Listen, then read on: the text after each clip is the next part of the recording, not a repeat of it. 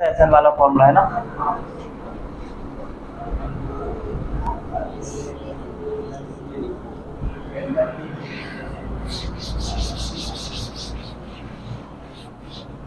Example number 9, s of n बराबर दिया हुआ है a plus a n square plus b n. ठीक है, हमें प्रूफ करना है कि ये जो दिया हुआ है ये एक समांतर श्रेणी है। हमें इससे क्या पता लग रहा है, इसको ऐसे देखने से तो हम लोग नहीं बता सकते। एस ऑफ 1 का वैल्यू भी रखोगे ना तो 1 रखने पर ये समांतर श्रेणी नहीं बनेगा, ये योग वाला फॉर्मूला है।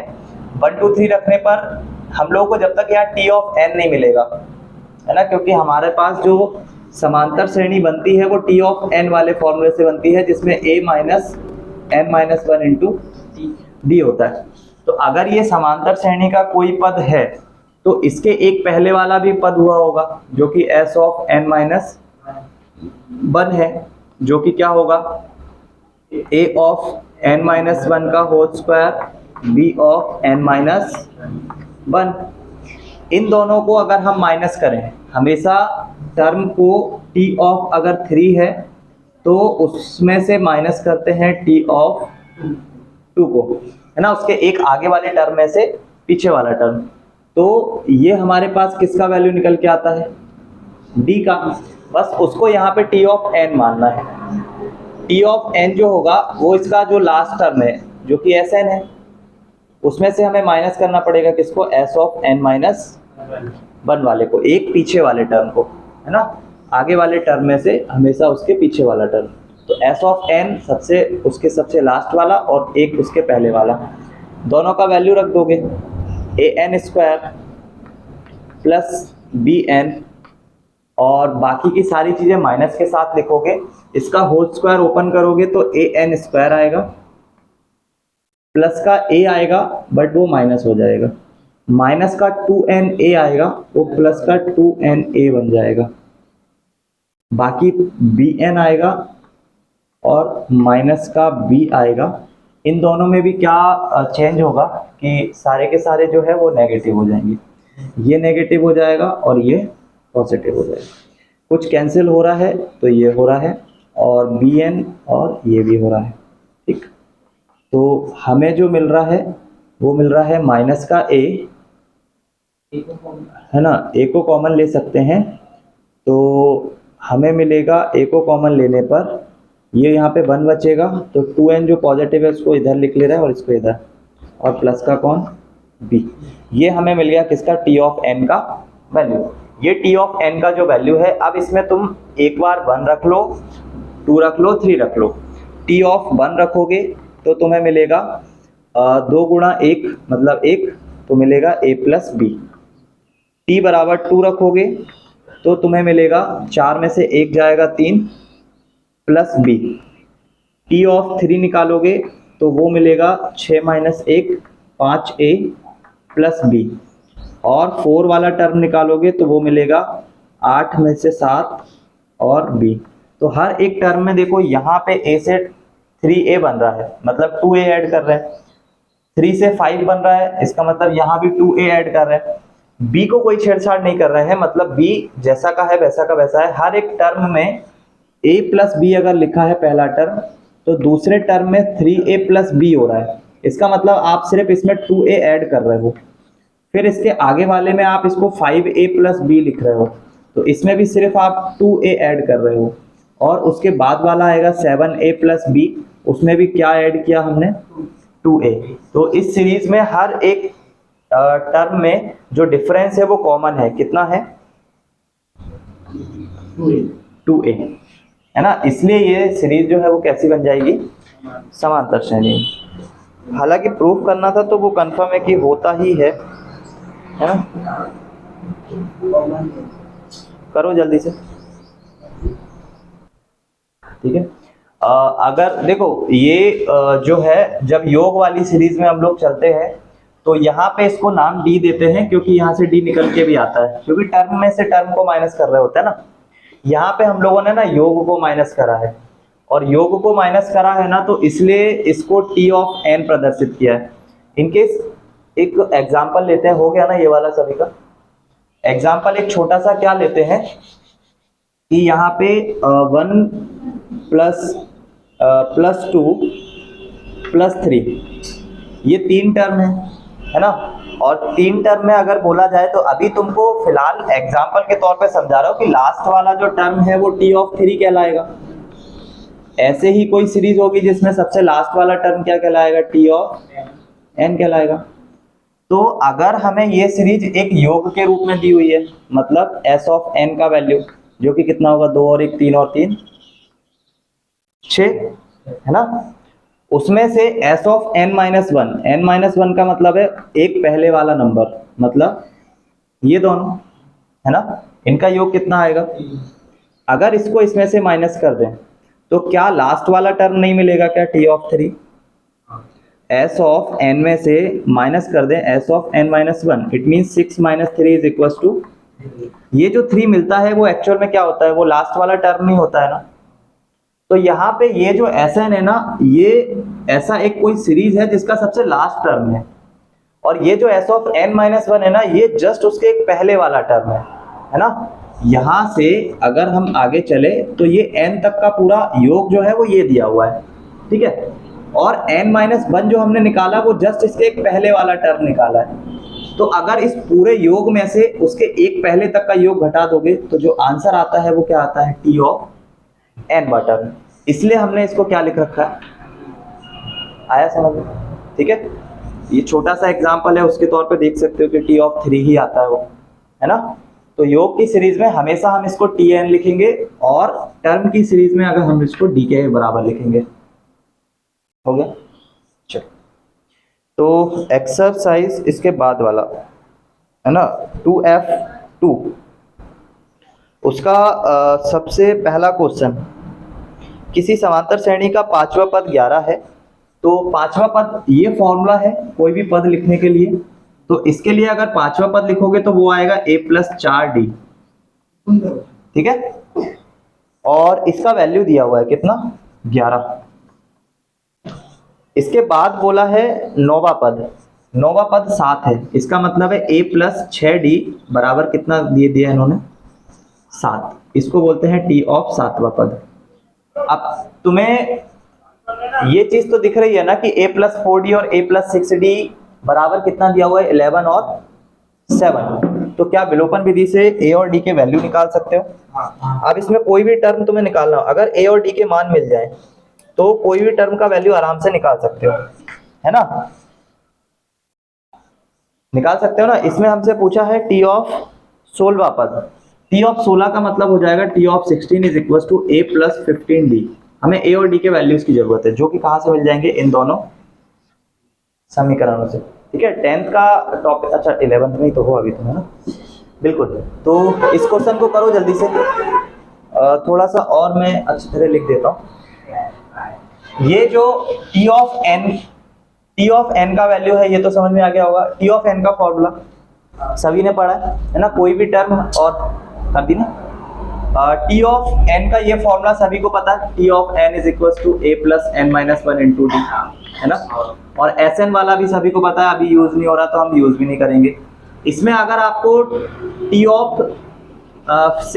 ऑफ 5 नंबर का टर्म निकालना है तो a प्लस एन में से एक जाएगा, 5 माइनस 1 इंटू डी, तो वो आ जाएगा a प्लस 4d। उन्होंने बोला है कि जो पांचवा टर्म है ना वो 7 है, तो वो 11 है, तो पांचवा टर्म जो है वो 11 है। इट मीन्स ये बन गया इक्वेशन नंबर फर्स्ट। फिर जो बोला है 7वां पद, तो 7वां पद मतलब a प्लस 6d, और इसका वैल्यू दिया हुआ है कितना, 7। तो a प्लस 6d का वैल्यू आ जाएगा कितना, 7। दोनों को सॉल्व कर सकते हो, दोनों इक्वेशंस को फर्स्ट में से क्या कर दो, सेकंड को माइनस कर दो। माइनस करने से क्या होगा, a से a कैंसिल, 7 में से 11 जाएगा तो 4, और 6 में से 4 जाएगा तो d का वैल्यू आ जाएगा कितना, माइनस का 8 आएगा। कहाँ पे, सेकेंड वाले समीकरण में 8d, अच्छा 9वां पद है क्या, 9वां पद है, तो ये हो जाएगा 9, यहाँ क्यों लिखना है, 8D, और यहाँ पे भी 8D, माइनस करेंगे तो बचेगा 4, D का मान आ जाएगा -1, है ना। एक पद का वैल्यू है 11, एक का है 7, 16 निकालना है। इतना समझ में आ गया ना। इसमें D का मान आ गया, किसी भी इक्वेशन में D का मान रखो, इधर रखोगे -4 होगा, -4 उधर आके प्लस हो जाएगा। पहला टर्म क्या आ गया, 15। अब T ऑफ 16 का अगर वैल्यू निकालना है तो वो हो जाएगा A + 15D। A का मान 15, वो भी पॉजिटिव, D का मान -1, इट मीन्स कि T ऑफ 16 वाला जो पद होगा वो कितना होगा, 0 होगा। अच्छा, ऐसा कोई है जिसको समांतर श्रेणी समझ में नहीं आती है? आती है ना। अभी समांतर श्रेणी का कुछ टफ वाला टॉपिक नहीं है, ये बहुत सरल वाला टॉपिक है। कोई भी टर्म निकालना, और कोई भी टर्म कैसे निकालोगे, अगर 7वें 11वें पद दिए हुए हैं तो उनके वैल्यू तो विलोपन विधि से निकाल सकते हैं, प्रतिस्थापन से निकाल सकते हैं ना। क्वेश्चन अभी इसके आगे आने वाले हैं, अभी तो फिलहाल मतलब नॉर्मली चल रहा है सब कुछ। दो को देखो, ये एग्जांपल नंबर 1 हो गया। शायद ही क्वेश्चन होंगे इसके ऊपर, आएगा तो एक आध क्वेश्चन 2 नंबर में आ सकता है इससे रिलेटेड, कि टर्म की वैल्यूज गिवन हो और उसमें से ए डी के मान निकाल के एक सीरीज बनाने के लिए बोल दें, या कोई सा टर्म निकालने के लिए बोल दें, ठीक है। बाकी चांसेस सबसे ज्यादा वो अभी पिछली जो एक्सरसाइज आएंगे ना इसके बाद उनसे ज्यादा रहेंगे। सिद्ध करना है कि समांतर श्रेणी के m + n वे, ये पीछे जब वे आता है ना, इसका मतलब ही टर्म होता है कि किसी टर्म, एक पर्टिकुलर टर्म की बात कर रहे हैं। m + n वे तथा m - n वे, ठीक है, दोनों का योग, वे पदों का योग। यहाँ पे वैसे भी ये कंफर्म कर दिया, पदों का योग।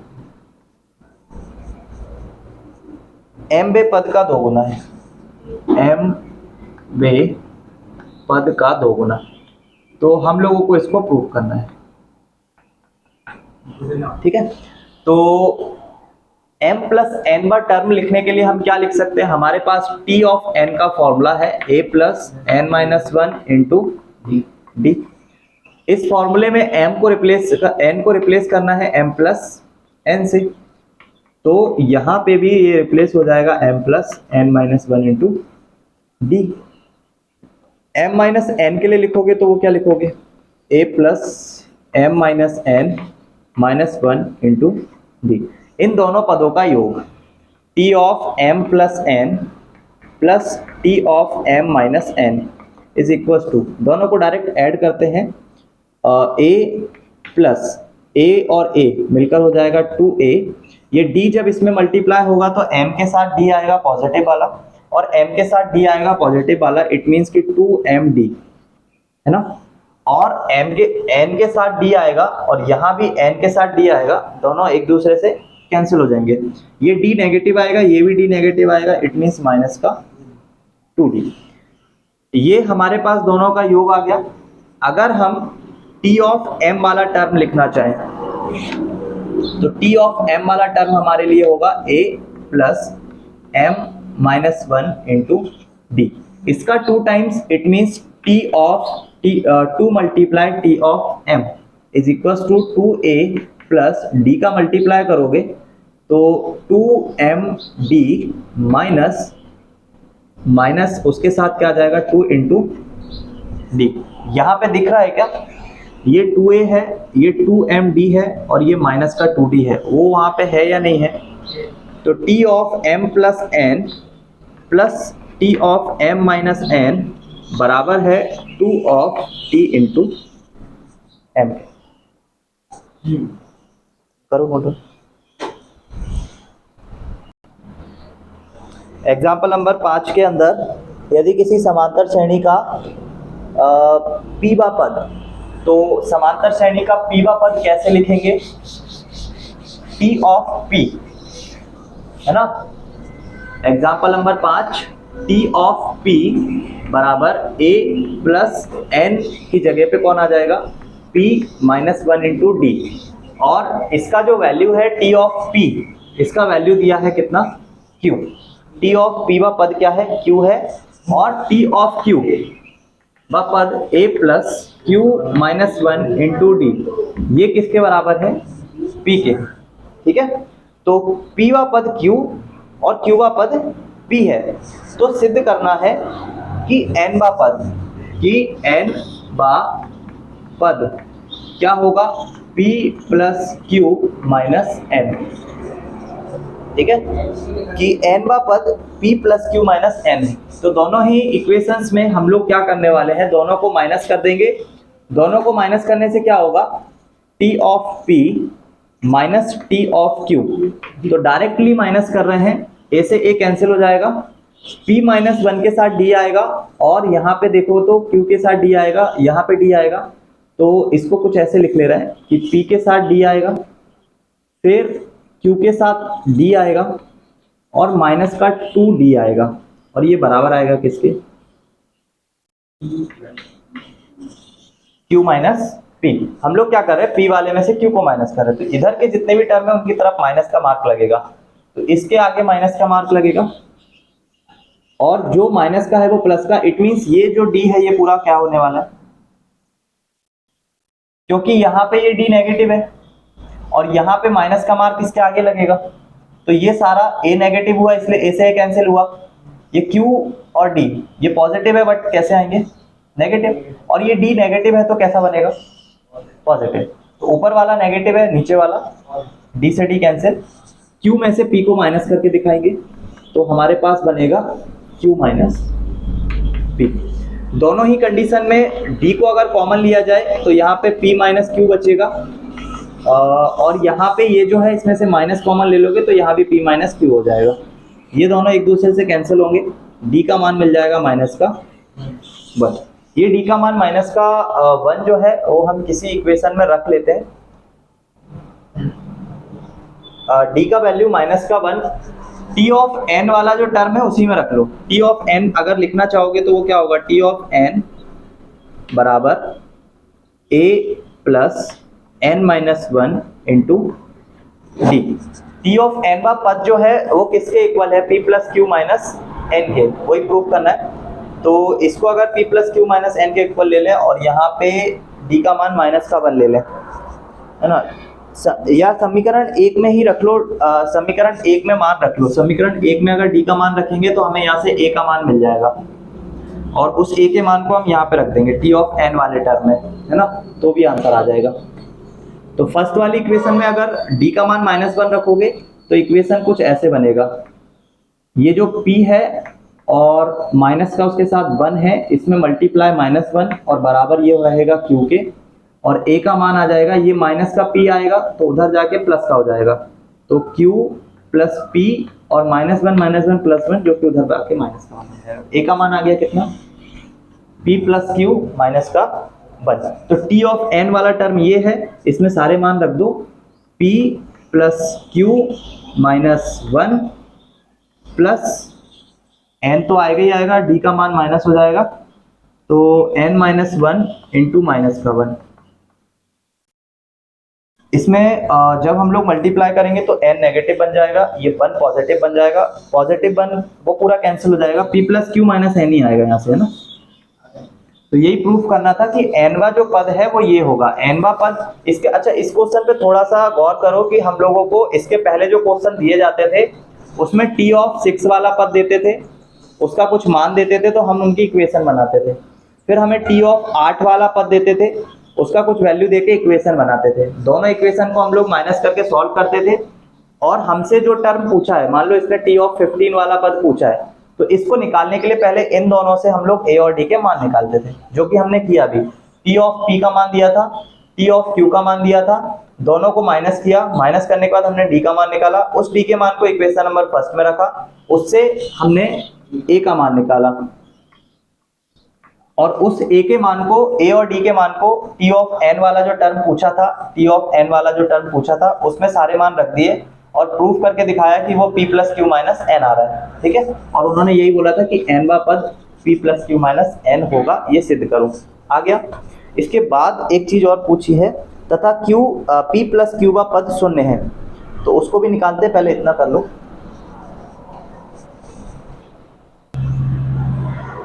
ठीक है। ये जो टर्म हम लोगों ने निकाल के लेकर आए हैं ये टी ऑफ एन वाला टर्म है। अगर एन का मान हम इसमें रिप्लेस कर दें, है ना, उन्होंने बोला है कि p प्लस क्यूबा पद 0 के बराबर है, यही बोला है ना, तथा p प्लस क्यूबा पद 0 है। तो n बराबर रख दो, n बराबर रख दो क्या, p प्लस क्यू, वही निकालना है ना। p ऑफ n बराबर अगर p plus Q minus n है तो n का मान क्या रिप्लेस करना है, p प्लस क्यू, क्योंकि उसने बोला है ना p प्लस क्यू का पद 0 के बराबर है। बताओ कैसे है। तो p प्लस क्यू का पद अगर निकालना है तो यहाँ हमें इधर क्या लिखना पड़ेगा, p प्लस क्यू ही लिखना पड़ेगा।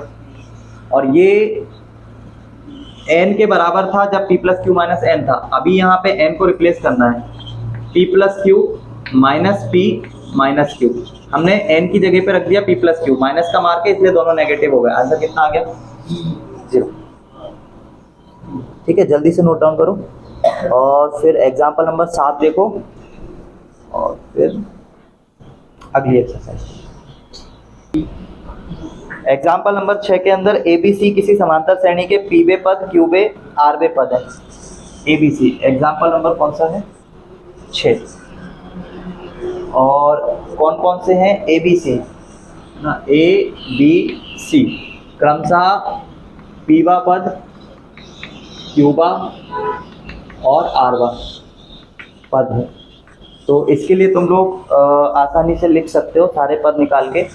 ए का साथ क्यू माइनस आर है, हमें सिद्ध करना है ना, सिद्ध करना है कि बी के साथ आर माइनस पी है और सी के साथ क्यू आर आ गया, आर पी आ गया, अब पी क्यू आ जाएगा, है ना, पी माइनस क्यू बराबर 0 है। तो सबसे पहले हम इन टर्म्स को निकालना स्टार्ट करेंगे। इसमें इस सीरीज में चूंकि ये ए ऑलरेडी इसमें गिवन है तो हम फर्स्ट टर्म को कैपिटल ए रख के चलेंगे। ठीक, टी ऑफ सबसे पहले पी वा पद निकालोगे तो वो होगा ए प्लस, इस ए को हम लोग कैपिटल ए ले रहे हैं, a plus p minus 1 into d, और ये बराबर होगा स्मॉल ए के। टी ऑफ क्यू वाला जो टर्म निकालोगे तो वो आ जाएगा a plus Q minus 1 into d, और ये वैल्यू गिवन है बी के। और टी ऑफ आर वा पद होगा a plus r minus 1 into d, ये इक्वल आ जाएगा किसके, सी के। इक्वेशन फर्स्ट, सेकंड और थर्ड। ठीक है, 3 इक्वेशंस निकाल के लेकर आ जाएंगे और तीनों इक्वेशंस में क्रमशः हम लोग क्या करेंगे, पी जो हमें आंसर्स में लेकर आना है उसका गुणा करके जोड़ने पर हमें देखो आंसर में जो लेकर आना है वो ये वाले ए के साथ, टर्म में कैपिटल ए, ये वाले टर्म के साथ, ये जो फर्स्ट टर्म है, या एक काम करते हैं कि इस वाले के साथ, ए के साथ किसका मल्टीप्लाई है, क्यू माइनस आर का। तो इस वाले ए के साथ क्यू माइनस आर कब आएगा, जब हम उसमें क्या करेंगे, गुणा करेंगे। तो इन पूरे ही टर्म में क्यू माइनस आर, पहले क्यू माइनस आर, दूसरे वाले बी के साथ कौन है, आर माइनस पी, और सी के साथ कौन है, पी माइनस क्यू। इन तीनों को क्रमशः गुणा करके इन तीनों को आपस में जोड़ देंगे। ठीक है, तो सबसे पहले इसके साथ गुणा करोगे और आपस में मैं जोड़ते भी चल रहा हूँ। तो ए के साथ गुणा होगा किसका, क्यू माइनस आर का। अब 1 by 1 सभी में होगा, अगर इसमें हुआ है तो इसके बाद वाले में भी होगा, मतलब p माइनस 1 के साथ d रहेगा और इस d के साथ गुणे में आ जाएगा कौन, q माइनस आर। और इक्वल में जो चीज है वो हम लोग सबसे लास्ट में लिखेंगे। ठीक है, क्योंकि जब प्लस करोगे तो बराबर के इधर वाली चीजें सारी एक साथ प्लस होगी, बराबर के उधर वाली सारी चीजें एक साथ प्लस होगी। तो अब ये वाले a के साथ हमारे पास आ जाएगा कौन, r माइनस पी, और r माइनस पी अब इसके साथ भी आएगा तो q माइनस 1 इंटू डी, और उसके साथ कौन आ जाएगा, r माइनस पी।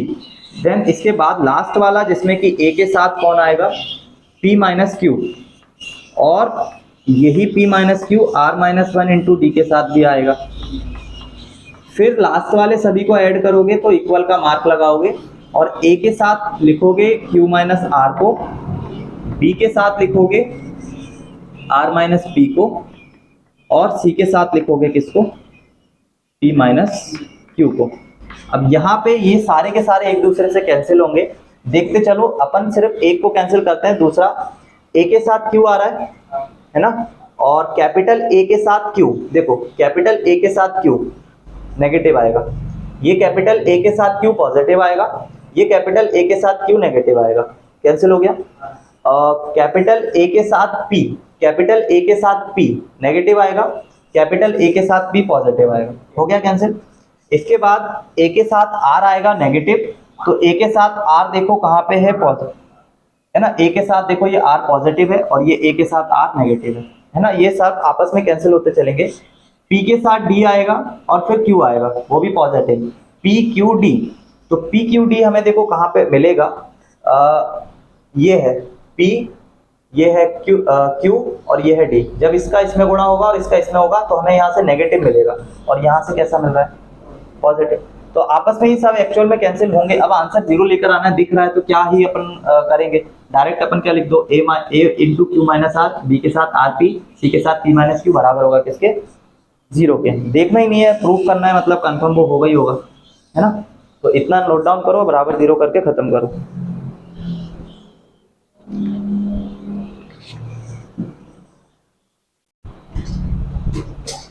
के मान निकालना है। अगर कोई सीरीज में पहला और लास्ट दोनों टर्म पता है तो उसके लिए एसएन का फॉर्मूला अलग होता है, मतलब आंसर दोनों से जाएगा, प्रॉब्लम नहीं है, थोड़ा सा शॉर्ट हो जाता है, तुम्हें शॉर्ट तो करना नहीं है ना। तो एसएन का एक फॉर्मूला होता है जबकि हमें सारे टर्म पता है, जिसमें कि पहला और लास्ट टर्म खासकर पता है, और वो सीरीज 1 से स्टार्ट होके जो लास्ट टर्म है ना उस तक पूरी सीरीज कंटिन्यू है, मीन्स 1 + 2 + 3, हर एक टर्म में एक का डिफरेंस है। इसलिए अगर मैं यहाँ पे लिखूँ 2 फिर 4 फिर 6 फिर 8, इसमें भी डिफरेंस क्या है, सेम है। तो अगर इसका लास्ट टर्म पता है तो यहाँ पे फॉर्मूला अप्लाई कर सकते हो, है ना। लेकिन इनकेस अगर तुम्हें बोला है 5, स्टार्ट ही उन्होंने कहाँ से कर दिया, 10-15 से, और उसमें अगर पहला टर्म पता है लेकिन लास्ट का टर्म नहीं पता, तो फिर ये वाला फॉर्मूला ना यूज करके फिर ये वाला फॉर्मूला यूज करोगे, n/2 2a + n-1 इंटू। दो फॉर्मूले, दोनों को यूज करने का तरीका है कि इसमें जब लास्ट और पहला टर्म पता हो तो यूज कर सकते हैं, और इसमें लास्ट टर्म नहीं पता है तो फिर ये वाला, इसमें लास्ट टर्म पता है और फिर भी ये वाला यूज कर रहे हैं तो भी आंसर आएगा। ये बस शॉर्ट मेथड है ना, बाकी आंसर इससे सारे आ जाएंगे, ये यूनिवर्सल मान सकते हो, ठीक है। तो दो फॉर्मूले हैं, दोनों को रख के तुम लोग कोई भी क्वेश्चन को आराम से सॉल्व कर सकते हो। जैसे पहला क्वेश्चन है 1 6 11 और इसमें डिफरेंस है 5 का, इट मीन 16। इसका 30वां पद, 30 पदों तक योग बताओ। तो 30 पदों तक योग बोला ना, तो अभी तुम्हें ये नहीं पता कि 30वां टर्म क्या होगा। अगर निकाल सकते हो तो फिर 30वां टर्म निकाल लो, t(30) रख के, t(30) रख के 30वां टर्म निकाल लो, है ना, और फिर उसका योग वाला फॉर्मूला लगा दो, ये वाला। या नहीं निकालना t(30) तो डायरेक्ट ये वाला फॉर्मूला अप्लाई करो, s(30) का वैल्यू निकालना है, 30 का आधा होगा 15, a का वैल्यू है 1 तो वो हो जाएगा ये, 30 में से ये जाएगा तो बचेगा 29, और d का मान दिख रहा है हर एक टर्म में 5 का डिफरेंस है ना, तो यहाँ से निकल के आ जाएगा। तो अगर तुम्हें ये वाला फॉर्मूला अप्लाई करना है तो इसका लास्ट टर्म निकालना पड़ेगा, t(30), नहीं निकालना है तो फिर ये वाला फॉर्मूला यूज करो, डायरेक्ट आ जाएगा, ठीक। तो इस तरीके के क्वेश्चन है, कर लोगे ना, ठीक। a और d के मान निकालना है, रखना है, सॉल्व करना है। तो इसके जो एनसीईआरटी के क्वेश्चन है सिर्फ वो करोगे तुम लोग, और बाकी के एक्सरसाइज में अगर कुछ क्वेश्चन मिल जाए तो कर लेना, ठीक है। एनसीईआरटी ज़्यादा है, उसमें से जो नहीं बनेगा वो पूछ लेना, ठीक है।